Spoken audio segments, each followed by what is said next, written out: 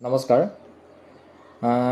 ভিডিঅ'টো এইটো কাৰণতে বনোৱা হৈছে যে আপোনালোকৰ বাবে আৰু মোৰ এখন শ্বৰ্ট ফিল্ম লিখি আছোঁ প্ৰকৃত প্ৰেম বুলি, আৰু তাৰে কিছু ডাইলগ আপোনালোকক শুনাওঁ বুলি ভিডিঅ'টো প্ৰস্তুত কৰিছোঁ।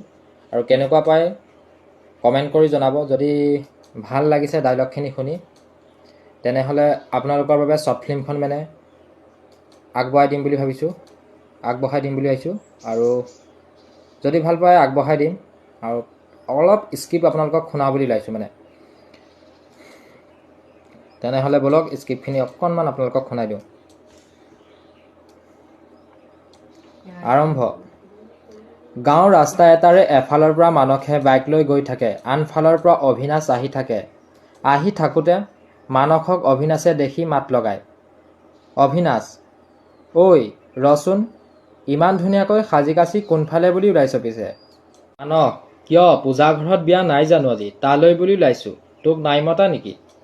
অভিনাশ, পাহৰিছিলোঁৱেই, মাতিছেতো, ৰ ময়ো যাওঁ, তই ইয়াতে অলপ ৰ, মই সাউতকৈ চাৰ্টটো পিন্ধি আহোঁ।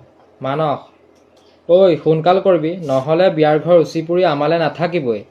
অভিনাশ, বল বল। ইমানখিনিয়ে শুনালোঁ আপোনালোকক, আৰু যদি ভাল লাগিছে কমেণ্ট কৰি জনাব, আৰু পাৰিলে শ্বেয়াৰ এটা কৰি দিব।